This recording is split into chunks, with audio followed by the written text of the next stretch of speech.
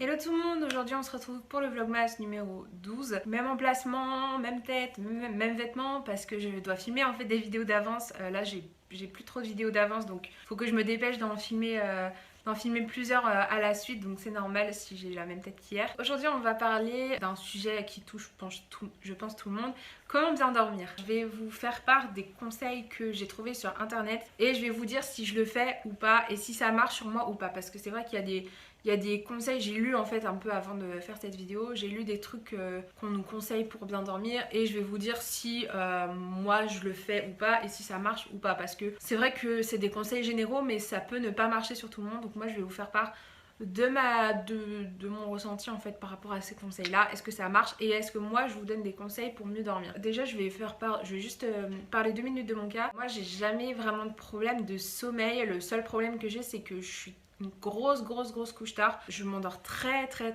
tard, tout simplement parce que le soir j'ai envie de faire des choses, j'ai envie de regarder des vidéos, j'ai envie de regarder des films, j'ai envie de regarder des séries, voilà, j'ai envie de me divertir surtout le soir et du coup c'est pour ça que je me couche très tard. En ce moment je pourrais même pas vous dire une heure à laquelle je me couche parce que la nuit dernière je crois que c'était 4h du matin parce que j'avais mal au ventre, du coup j'arrivais pas à dormir, donc ça compte pas. Sinon hier je me suis couchée à quelle heure? 1 heure à peu près, environ 1h du matin, c'est pas forcément bien, je vous le conseille pas. En fait je suis une couche tard, lève tard, c'est à dire que le matin j'ai du mal à me réveiller avant 10h. Là ce matin je me suis réveillée, là il est 10h24 à l'heure à laquelle je tourne, parce que j'ai tourné une vidéo juste avant. Mais ouais, je suis une grosse couche tard, lève tard, et c'est pour ça qu'en vacances je me lève souvent, je suis souvent la meuf qui se lève à midi, à 13h, etc. Mais je me couche très tard par contre, donc ouais, je vous conseille pas forcément de faire ça, surtout en semaine. Et quand j'étais à l'école, je me couchais vers 23h30, minuit à peu près, j'arrivais pas à m'endormir avant en fait. Même déjà 23h30 c'est tôt pour moi, donc voilà. Mais je vous conseille pas forcément, je vous dis juste quel est mon type de sommeil à moi. Donc là je vais lire les petits conseils. Je vous mettrai le lien dans la barre d'infos du site où j'ai été pour faire cette vidéo. Alors, débarrassez-vous des mauvaises habitudes qui nuisent à votre sommeil. La première, c'est ne buvez ni café ni thé l'après-midi. Pour bien dormir, vaut mieux éviter très tôt les excitants. Le dernier café après le repas de midi, pas de thé et même de coca après 16h. Alors moi je me sens pas concernée parce que moi j'ai l'impression que ce que je bois, parce que en même temps ça aide pas parce que moi je bois pas de café et je bois pas de coca, donc c'est vrai que ça me concerne assez peu, mais ça m'arrive de temps en temps de boire des choses entre guillemets sucrées, genre comme de la grenadine, enfin des diabolos ou même du jus de fruits qui sont censés te réveiller. Moi ça, franchement je trouve que ça change rien du tout. Il y a des soirs où je bois rien, il y a des jours où je bois 2 grenadines d'affilée. J'ai pas l'impression que ça change quelque chose, mais c'est vrai que si vous buvez du café, je vous conseille de ne pas en boire le soir. Parce que c'est vrai que ma mère en boit et du coup elle a du mal à dormir. Voilà, après la tisane pourquoi pas, mais je n'en bois pas, donc je peux pas vous dire quoi que ce soit par rapport à ça. Ensuite, deuxième conseil, ne pratiquez pas de sport le soir. Les exercices physiques réveillent vos muscles et vous empêcheront de bien dormir. Alors ça je crois que j'ai jamais fait. Ah si, et c'est marrant parce que quand j'étais au collège je crois, je faisais l'association sportive natation. J'avais natation le vendredi soir, juste avant le week-end, je me rappelle. Et quand mon père venait me chercher pour aller chez lui, parce que mes parents sont divorcés, en fait, la natation, ça me faisait dormir. Genre à 21h, je dormais. Parce que mon père venait me chercher vers 20h30 à peu près. Et à 21h, je dormais quoi. Enfin 21h30, je m'endormais hyper tôt. Franchement, ne pratiquez pas de sport le soir. Je peux pas vous dire si c'est un vrai conseil ou pas, parce que perso, moi, au contraire, ça me faisait dormir tôt parce que ça me crevait quoi. Donc je sais pas ce qu'ils entendent par les exercices physiques réveillent vos muscles et vous empêcheront de bien dormir. Perso, voilà, hein, je suis pas là pour encenser forcément les conseils qu'on voit sur internet. Moi je vous dis ce qui marche pour moi et ce qui marche pas. Là pour le coup, j'ai déjà testé de faire du sport le soir et ça a plutôt bien marché. Donc je pense que c'est en fonction des personnes ou en fonction du sport que vous pratiquez. Donc voilà, je sais pas trop. Troisième conseil, prendre un bain chaud est une mauvaise idée pour bien dormir. Notre corps abaisse sa température interne pour se programmer à dormir. C'est un bain tiède de 37 degrés maximum qui vous apaisera. Ça c'est pareil, je ne sais pas, j'ai pas de baignoire, j'ai qu'une douche. Ça m'est déjà arrivé de prendre ma douche avant d'aller me coucher et ça m'a jamais... Enfin même moi je prends des douches très chaudes parce que j'aime pas trop prendre des douches froides ni tièdes, j'aime pas trop. Je sais pas, franchement je sais pas. Moi ça m'a jamais empêché de dormir. Donc à voir. Quatrième conseil, arrêtez les écrans au moins 1 heure avant d'aller dormir. Télévision, ordinateur, smartphone qui diffusent une lumière bleue très excitante, proche de la lumière du jour, à éviter de s'exposer le soir. Ça c'est quelque chose que je ne pratique pas, je pense comme 99% des gens, je n'arrive pas à éteindre un écran 1 heure avant, c'est impossible. Moi je l'éteins 2 minutes avant et encore des fois il marche et j'essaie de dormir, enfin moi je suis hyper bizarre en même temps. En fait moi pour m'endormir j'ai besoin d'entendre quelqu'un parler, donc par exemple une vidéo YouTube, une série, un film, n'importe quoi. J'ai besoin d'avoir un espèce de fond sonore avec une personne qui parle pendant longtemps et c'est ça qui m'endort en fait. Pas les vidéos un peu divertissement, fun et tout, plutôt quelqu'un qui parle pendant genre 15-20 minutes à la suite, un peu comme les vidéos d'In the Panda. Enfin souvent quand je vais m'endormir, c'est pas contre In the Panda, j'adore In the Panda, hein. Mais ces vidéos critiques de films qui durent 20 minutes où il parle pendant 20 minutes. En général je mets ce genre de vidéo parce que voilà, je sais pas pourquoi sa voix m'endort, voilà. Donc ça c'est le genre de truc que j'arrive pas à faire.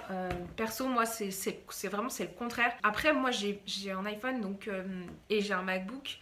Et sur les iPhones, on a une fonctionnalité qui s'appelle Night Shift. Je sais pas si elle est présente sur tous les téléphones, mais en gros c'est de la lumière jaune, c'est pas de la lumière bleue. Donc je me dis que c'est peut-être pour ça que moi ça change rien, franchement, au contraire ça m'aide à dormir parce que c'est pas de la lumière bleue que j'ai sur mon téléphone ni sur mon Mac, donc je sais pas. Après je vous conseille de faire ça, mais je pense que ça va être très difficile pour tout le monde.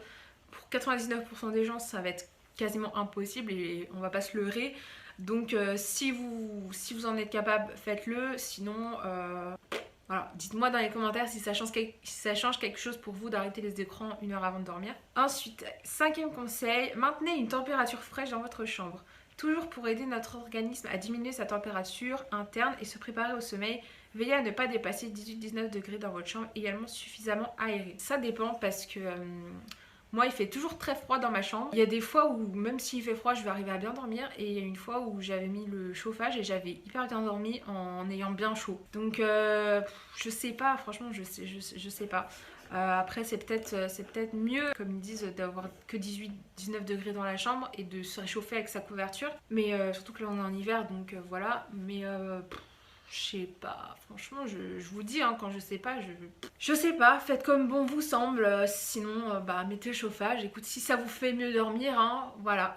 Ensuite, 6e conseil, bon bah pas d'ordinateur ni de télévision dans la chambre, on va pas en reparler vu qu'on en a parlé juste avant. Ensuite, ouais, ils disent un lit uniquement dédié au sommeil, soyez dans votre lit seulement pour dormir, même les activités qui vous détendent comme lire, écouter de la musique sont à pratiquer hors du lit.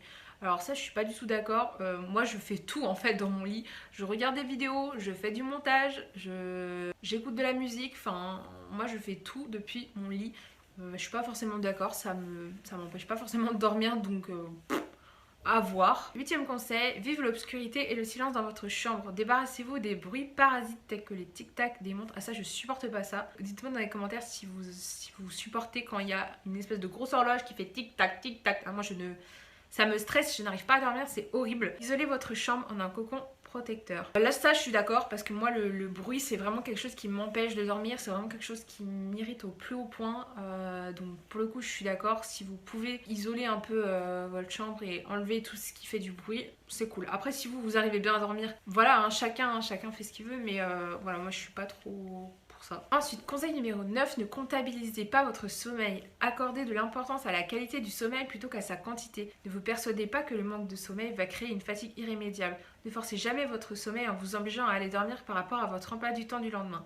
Ouais, je suis moyennement d'accord. En fait, je suis d'accord sur le fait que quand on n'arrive pas à dormir, il faut surtout pas regarder l'heure, parce que c'est ça qui va vous faire penser oh mon dieu, il me reste plus que 5 heures. Voilà, et il faut aller se coucher quand vous êtes fatigué, et il faut pas aller se coucher à 21h sous prétexte que vous voulez lever tôt le lendemain, parce que vous n'arriverez pas à dormir. Si vous n'êtes pas fatigué, vous n'arriverez pas à dormir en fait. C'est pas comme les enfants où si vous les mettez dans une chambre, ils arrivent à s'endormir rapidement. Vous, si vous n'êtes pas fatigué, vous n'arriverez pas à dormir, c'est sûr. Donc voilà, allez vous coucher, même si vous couchez à 2h, même si vous dormez que 3 heures, et ben voilà, dormez que 3 heures, qu'est-ce que vous voulez que je vous dise? Moi je sais que les veilles de rentrée, en général c'était ça, les veilles de la rentrée. En général je voulais me coucher à 21h parce que voilà, la veille de rentrée on veut toujours faire bien, tout comme il faut et tout. Et ouais, les veilles de la rentrée je me couchais tôt, mais en vrai je dormais pas avant 23h30 minuit, donc ça sert à rien. En plus vous allez vous stresser, vous allez ruminer, vous allez cogiter et tout pendant 2 heures. Ça sert à rien et en plus on se fait chier quand on s'endort pas, sérieux. Donc ouais, allez vous coucher. Même si vous couchez à 2 heures, et ben voilà, peut-être qu'après le lendemain vous irez vous coucher plus tôt parce que vous serez plus fatigué, je ne sais pas. Et enfin le dernier conseil, écoutez les signaux du sommeil pour aller dormir. Si vous commencez à cligner des yeux, à bâiller, à avoir les paupières lourdes, c'est le moment d'aller dormir sans attendre.